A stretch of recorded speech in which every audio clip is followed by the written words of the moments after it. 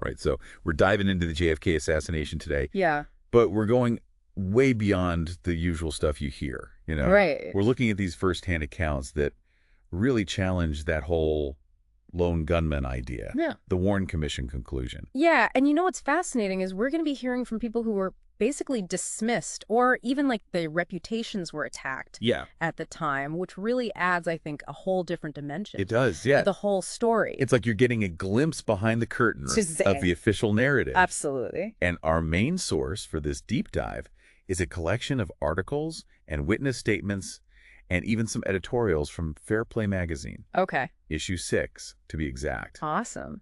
And it really is like piecing together a puzzle, using these sources to kind of re-examine what happened in Dallas on November 22, 1963, Yeah. and the investigations that came after. I'm excited. So let's start with Roger Craig. He was a Dallas County deputy sheriff, Okay. and he was actually in Dealey Plaza when the assassination happened. He was right there? He was right there. Okay. What he saw that day goes against some key parts of that lone gunman theory. Yeah.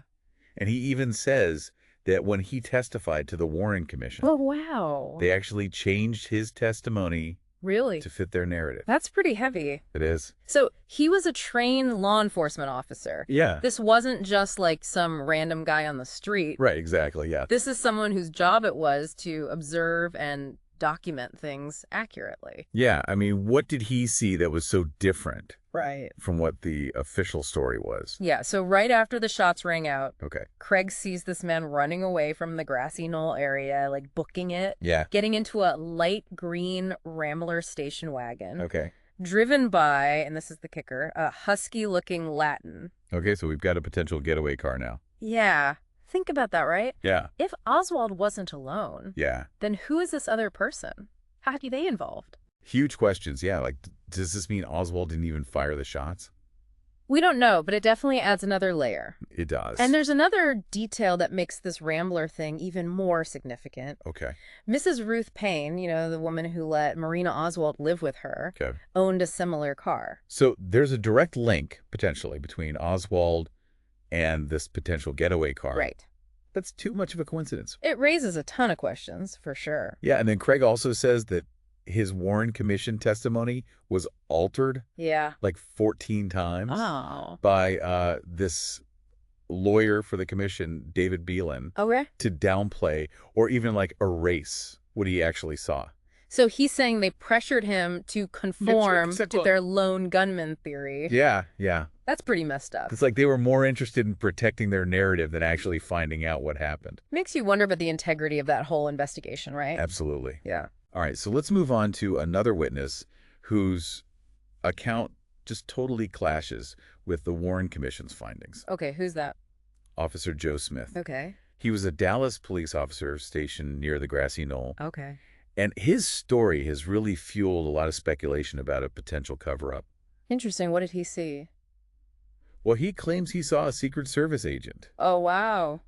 behind that picket fence on the grassy knoll Okay. right after the assassination. But the Warren Commission said there were no Secret Service agents in that area at that time. Exactly. Yeah. It just doesn't make sense to me that in all the chaos of that day, Yeah. there wasn't a single Secret Service agent near the grassy knoll. Right. It makes you wonder if they were trying to hide something, you know? It does. It does. Like, if Smith's telling the truth, Mm-hmm. who was this person he saw? Right. And what were they doing there? Were they involved somehow, Yeah. or were they protecting someone else? Yeah, I mean, is it possible that Smith just misidentified someone in all the confusion? Yeah, I mean, misidentification is definitely possible, but we have to consider other scenarios too, right? Like, Yeah. what if there was a genuine security breach? Okay. Maybe an agent not following protocol, or even... Intentional misinformation. Exactly. Like to protect someone or some kind of operation. You got it. Yeah. Even if it was a case of mistaken identity. Yeah. Smith's story still points to these gaps and inconsistencies in the official story. It does, yeah. It makes us question what we think we know about that day Right. and consider other possibilities. Absolutely. Now, this whole idea of a cover-up keeps coming up, especially when we look at efforts to release classified documents Okay. related to the assassination. Right. So back in the 1990s, they created this thing called the Assassination Records Review Board, Yeah, I've heard of that. the ARRB, Yeah, ARB. to review and release these documents, but they faced a lot of pushback. especially from the CIA. Oh, interesting. When it came to records about Oswald's trip to Mexico City before the assassination, researchers were so frustrated with the ARRB because they were releasing these documents so slowly. Yeah. And there were so many redactions. Oh, I bet. Like someone went through them with a black marker hiding pieces of the You're puzzle. being the truth. Exactly. Yeah. One example is this document number 6. Okay. Record number 104-1000-810109. Got it. They think it's a cable from Mexico City, Okay. potentially giving us more insight into Oswald's activities there. Makes sense. But it's so heavily redacted. Yeah. It just speaks volumes, Oh, yeah. about the secrecy surrounding this case. Absolutely. So we're dealing with potential witness intimidation, Yeah. missing documents, heavily redacted files. Like every step of the way, there's another roadblock to uncovering the truth about what happened to JFK. Right.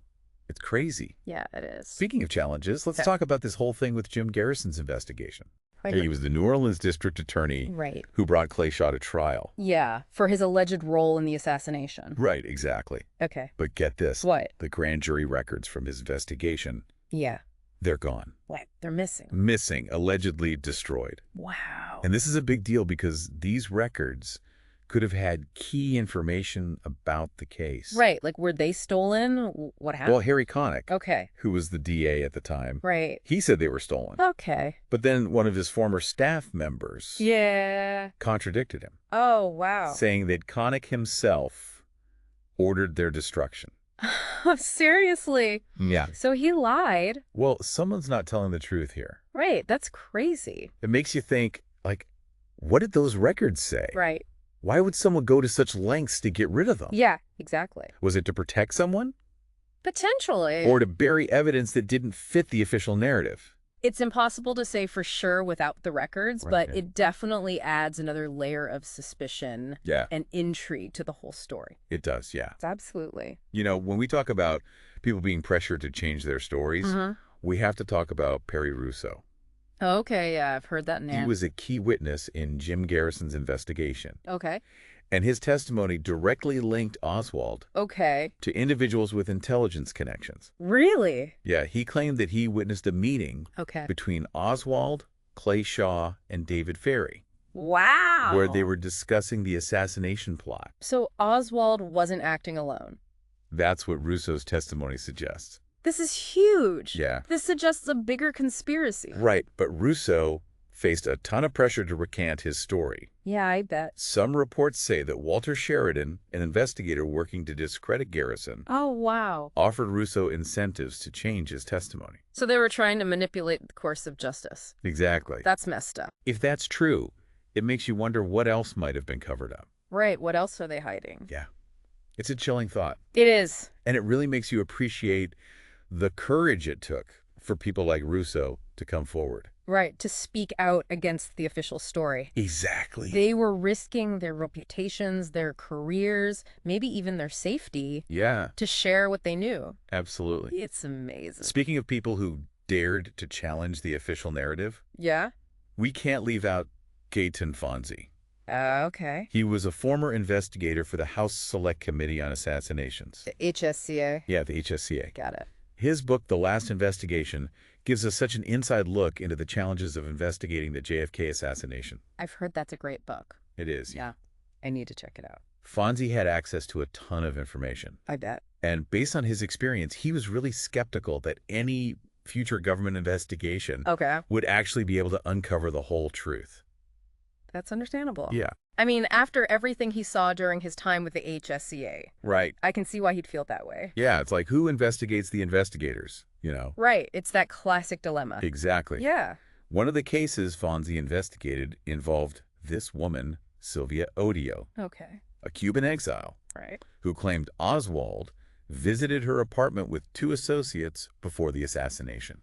So, potentially putting Oswald in direct contact Right. with possible conspirators Yeah. before the assassination, Yeah, that adds fuel to the conspiracy theory fire, for sure. it does, but her account is definitely debated, Okay. mainly because of conflicting statements from one of her associates, a Mrs. Connell. Got it. But despite these inconsistencies, Yeah. Fonzie truly believed that Odio was telling the truth. So how do you, as an expert, sort through these conflicting accounts Right. and decide who to believe, especially in a case as complex and messy as this. It's tough, isn't it? It is. It is. It's like a giant jigsaw puzzle Yeah. where some of the pieces are missing or they're damaged or you're not even sure if they belong in the puzzle at all. You know, it's a great analogy. It really is like a puzzle. Another piece of this puzzle that Fonzie was trying to fit in was George de Mohrenschildt, Okay. a friend of the Oswalds. Right. Fonzie really wanted to learn more about Oswald's background and his connections from de Mohrenschildt. But, and this is just crazy, de Mohrenschildt died Oh, wow. right before their scheduled meeting. No way. Yeah. Talk about bad timing. Well, Makes you wonder, was it really just a coincidence? Right. Or was there something more to it? With all the pressure and suspicion around him, Yeah. some people think he might have been silenced to stop him from sharing what he knew. It's definitely a possibility, especially considering the circumstances surrounding his death. So we've got mysterious deaths, Mm-hmm. conflicting witness accounts, Yeah. missing documents, Right. allegations of government cover-ups. Wow, it sounds like we're just scratching the surface of the JFK assassination. I think so, yeah. And these firsthand accounts, the ones that have been ignored or dismissed for so long, are so important to really understanding what happened in Dallas and the aftermath. And you know what? It just seems clear that there's so much more to this story Absolutely. than what we've been told. There's more to uncover. Stay tuned for part 2, where we'll keep unraveling these mysteries and exploring even more intriguing details from the witnesses who dared to challenge the accepted version of events. I can't wait. Welcome back. So we've been talking about these firsthand accounts that really challenge that official JFK assassination narrative. Yeah, it's amazing how these voices, often silenced or doubted, actually paint a completely different picture of what went down in Dallas. It really makes you think about, like, why were they silenced? You know? Right. Like, what were these powerful forces trying to protect? Yeah. What their motivations? It's a huge question. And how did that end up influencing the investigation? It's definitely something to think about. Absolutely. So let's go deeper into this whole suppressed information thing. Yeah. We already talked about Roger Craig and his claims of a cover-up. Right. Well, there's this other figure who adds even more fuel to that fire. Okay. PR Buddy Walters. Oh, yeah. I've heard whispers about him. Yeah. Wasn't he like Sheriff Bill Decker's right-hand man? That's the guy. Like the enforcer type. Exactly. And Craig actually called Walters a liar in his autobiography. Wow. Said he'd tell Decker whatever he wanted to hear. Really? Whether it was true or not. Wow. Even rumors about Walters being involved in shady stuff, like taking stolen goods from criminals and things like that. That's a serious accusation, especially coming from another law enforcement officer. It is. But how does this tie into the JFK assassination? Right, that's what I was thinking. What's the connection? So Walters was actually at the Texas School Book Depository right after the assassination. And he claims to have found something pretty interesting in all the debris. What was it? A .45 caliber slug. Wait, I thought the official story was that Oswald used a 6.5 millimeter rifle. Exactly. So where did the .45 caliber bullet come from? That's the million-dollar question. Right. It suggests maybe another gun. Another shooter. Right. And that just throws a wrench into the whole lone gunman theory. Absolutely. So did they investigate this .45 caliber slug? Well, here's where it gets even more interesting. Okay. Walters later denied ever finding it. Really? After having a meeting with Sheriff Decker. Oh, wow. Talk about a change of heart. It's a little suspicious, don't you think? Very suspicious. Like maybe he was pressured to retract his statement? Right. To protect the official narrative. Wouldn't be the first time we've seen that in this case. Sadly not. It's like someone was trying to erase any evidence that didn't fit their version of events. Makes you think, what else are they hiding? Speaking of erasing evidence, Craig mentions another interesting encounter in his autobiography. Okay. He talks about meeting this Secret Service agent at the Texas School Book Depository. Right. After he saw the man running from the grassy knoll. Oh, right. And getting into the Rambler. So he reported this sighting to a Secret Service agent. Yeah, well, I put that in quotes for a reason. Okay, I was wondering about that. There's more to this story. I figured. So Craig says this so-called agent wasn't very interested in the people he described. Really? But he was very interested in their Rambler. Interesting. Like he was only focusing on specific details. Like he was trying to control the narrative somehow. Yeah, I see what you mean. Do we know who this agent was? Craig actually figured out his identity a few years later. No way. He was watching TV in New Orleans. Okay. And he recognized the guy as Clay Shaw. Clay Shaw. The same Clay Shaw who Jim Garrison later charged with being part of the assassination plot. Are you serious? That's what Craig says. So the guy who was potentially involved in the assassination was pretending to be a Secret Service agent at the crime scene. It definitely raises some eyebrows. That's putting it mildly. Right. Was Shaw actually a Secret Service agent? Yeah. Or was he impersonating one to gather information or to steer the investigation? I mean, if you consider Shaw's alleged intelligence connections and his association with figures like David Ferrie, Right. it really makes you wonder what his role was in the events surrounding the assassination. It definitely adds a whole other layer of complexity to the story. Absolutely. So we've been talking about witness accounts that contradict the official story. Yeah. But there's this one witness whose testimony was actually used to support the lone gunman theory. Okay. Howard Brennan. Right, the construction worker, Yeah. who said he saw a man firing shots from that 6th-floor window of the Texas School Book Depository. Exactly. His testimony was crucial for the Warren Commission. It was. But even his account has some problems. Really? Like what? Well, Brennan couldn't identify Oswald in a lineup at first. Interesting. He only identified him later after seeing him on television. So his memory could have been influenced by the media coverage. Exactly. It makes you wonder if he was really remembering what he saw that day Right. or what he was being told by the news. That's a good point. And then there's the issue of Brennan's description of the shooter's clothing. Oh, He right. said the guy was wearing light-colored clothing. Okay. But this contradicts other witnesses, including Deputy Roger Craig, who said the man running from the grassy knoll was wearing a heavy brown shirt. So we've got conflicting descriptions of the shooter. Right, from different witnesses. Adding to the confusion. Exactly. And raising even more questions about who was actually firing the shots. It's a classic example of how eyewitness testimony, Yeah. even when it seems credible, Right. can be unreliable, especially in a situation as chaotic and as traumatic as an assassination. Absolute memories can be fragile, Yeah. especially when faced with such a shocking event. Now, let's talk about another witness whose testimony was largely overlooked. Okay. Officer Welcome Eugene Barnett. All right. He was stationed near the grassy knoll, Okay. and he reported something very interesting. What was that? He claimed to have heard 3 shots Okay. coming from the area behind that picket fence on the grassy knoll. So he's saying the shots came from a different location Exactly. than the Texas School Book Depository. Which suggests there might have been multiple shooters. Right. That totally contradicts the lone gunman theory. Yeah, but his testimony was basically ignored. Why would he make that up, though? Right. Why would a law enforcement officer fabricate such a claim? Especially one that could put his career at risk. It's a good question, and it makes you wonder if there was a deliberate effort to suppress any evidence Yeah. that challenged the official narrative. His testimony, along with the accounts of witnesses like Roger Craig and Officer Joe Smith, Right. paints a very different picture of what happened in Dealey Plaza. Than what we were initially told. Yeah, it's a picture that's much more complex. More nuanced. Right, with the possibility of multiple people involved in the assassination, Potentially. either as shooters or as part of a bigger conspiracy. It's fascinating, isn't it? It is. It really is. How each new piece of evidence we uncover Yeah. adds more layers to this puzzle. Speaking of unanswered questions, Yeah. let's talk about Jean Hill.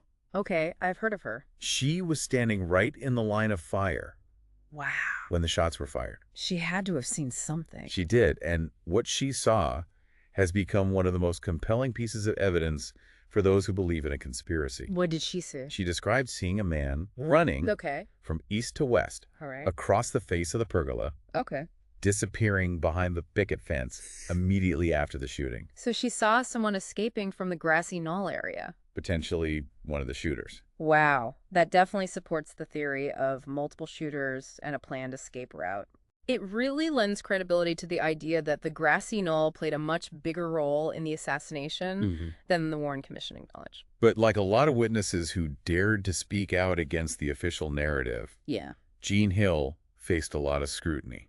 Very bad. They called her a liar, How attention seeker, even crazy. It's awful how they try to discredit people who challenge the official story. It is. It's like they want to silence any dissenting voices. But despite all that pressure, Hill stuck to her story her entire life. Wow, she must have really believed what she saw. She did. She was convinced that she had seen something important that day, That's amazing. and she wasn't going to let anyone silence her. It takes a lot of courage to stand up to that kind of pressure. It does, yeah. especially when you're going against powerful institutions Right. and a narrative that's already been widely accepted. So we've talked about witnesses who saw potential shooters, Yeah. escape routes, cover-ups, Wow. but there were also people who saw things that, while they might seem less significant at first glance, Yeah. actually add to this overall picture of chaos and confusion that day. Right. Every detail matters. Exactly. Even the small ones. One such witness was Malcolm Summers. Okay.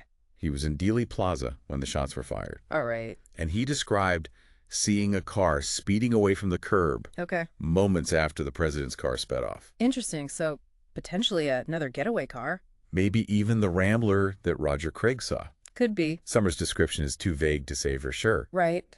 but it definitely adds another piece to this very complex puzzle. Even if we can't link it directly to the assassination, Right. the fact that there were multiple cars speeding away from the scene right after the shooting, Yeah. it really adds to this feeling that something wasn't right. It does. Yeah. Yeah, like something was off about the whole thing. Absolutely. And it reminds us that even details that might seem insignificant can actually be important.